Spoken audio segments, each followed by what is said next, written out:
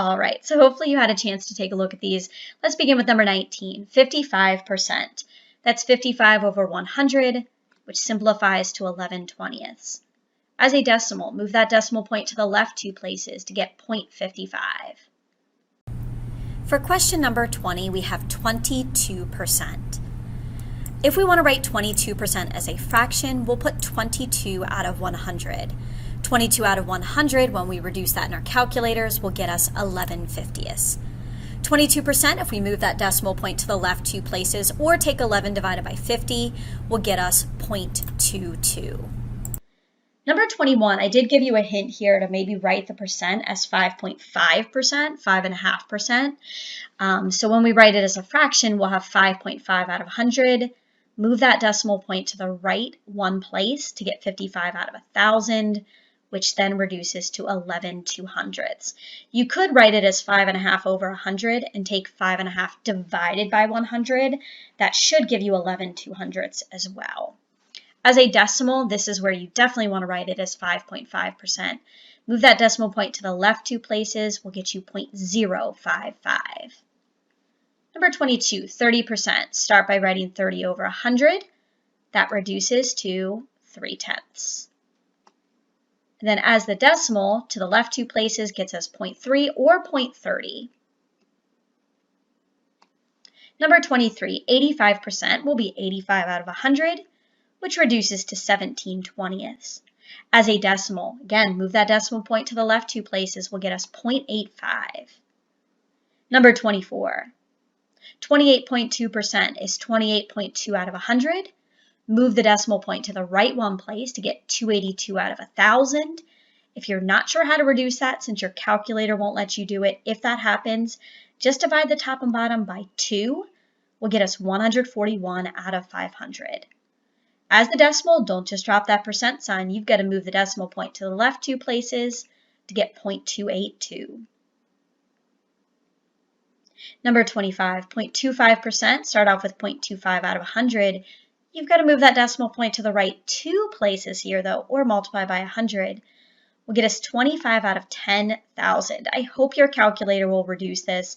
If it doesn't and it gives you the decimal, what you can do is divide top and bottom by 25. Will get you 1 out of 400. So there are ways to work around this if your calculator gives you something weird. In fact, I've seen some calculators some students get the answer in scientific notation. So for the decimal, it's 0.0025. I've seen some calculators give students a solution of 2.5 and then it either has times 10 to the negative 3rd power or it has something similar to that. If your calculator gives you something weird, just let me know. That shouldn't happen on a test or a quiz or even graded classworks, but if your calculator ever gives you something sort of strange, just let me know and I can help you work around that. Number 26, so 130% is 130 out of 100, which reduces to 1 3/10. And the decimal, if we move that decimal point to the left 2 places, will be 1.3 or 1.30. All right, the last 4 from this set of independent practice. Number 31, 5/8 is 0.625, which is 62.5 or 62.5%. Make sure you move that decimal point to the right 2 places before you put the percent sign on your solution. Number 32, 7 divided by 5 is 1.4. Move the decimal point to the right 2 places is 140%.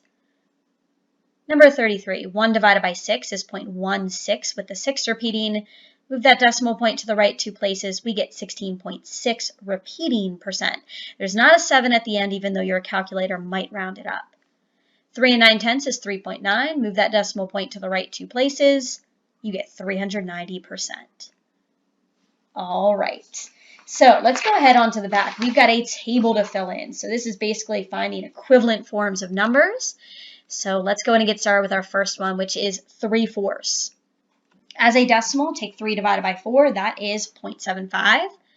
As a percent, that's 75%. And don't be afraid to work ahead and try these on your own and then check them by unpausing the video. Our next one is 45%, which is given to us.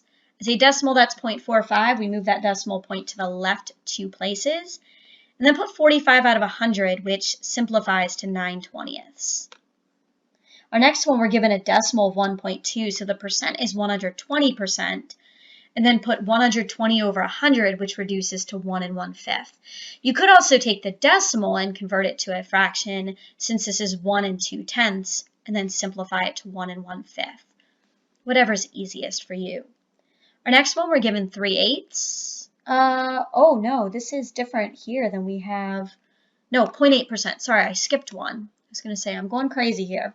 0.8% was given to us as our percent. Move that decimal point to the left 2 places to get our decimal, which is 0.008. If I'm going to write this as a fraction, you could write 0.8 over 100, which is 8 over 1,000. This is also 8 thousandths, the decimal, as a fraction. That does reduce to 1 out of 125. Now the next one, we're given 3/8 as a fraction. Take 3 divided by 8, that's going to get us 0.375 for our decimal. Move the decimal point to the right 2 places to get your percent, which is 37.5%. I think filling in the table is really beneficial because it gives you practice of converting between equivalent forms of numbers. All right, our next one, we are given 0.65 as the decimal. That's 65%. It's also 65 out of 100, which reduces to 13/20.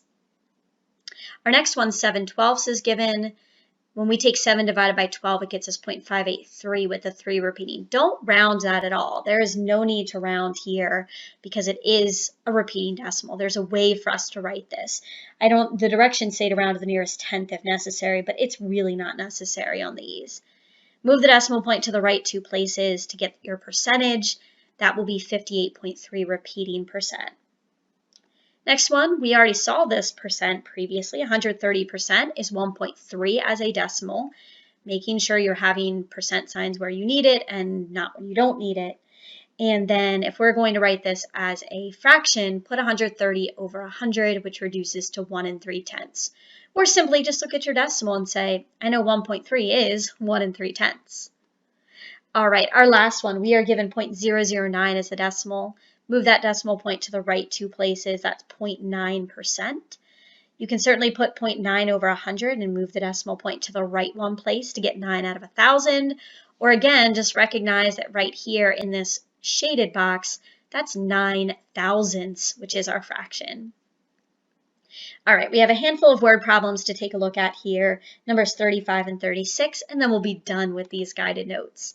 So number 35, it says the pie chart below, and I know it's not colored on your paper, represents the percent of students in Mrs. Smith's class who prefer certain types of films. Use the pie chart to answer the following questions. Types of films go clockwise. So hopefully we still know what clockwise is, even though we typically use digital clocks anymore. But mine's color-coded, which makes things a little bit easier for us. So which type or types of film is preferred by 9/50ths of students? So I would convert that to a percent so that you can compare it to your pie chart. So 9/50ths is 0.18, which is 18%. So going around here, I find 18% is this piece of the pie. It's yellow here, which represents action films. B, which type or types of film is preferred by 2/25ths of students? 2 divided by 25 is 0.08, that is 8%. There are 2 sections of the pie, a like periwinkle color and maybe like a bluish purplish color that we have here. That's going to be my last 2 that we have, which are foreign and science fiction films.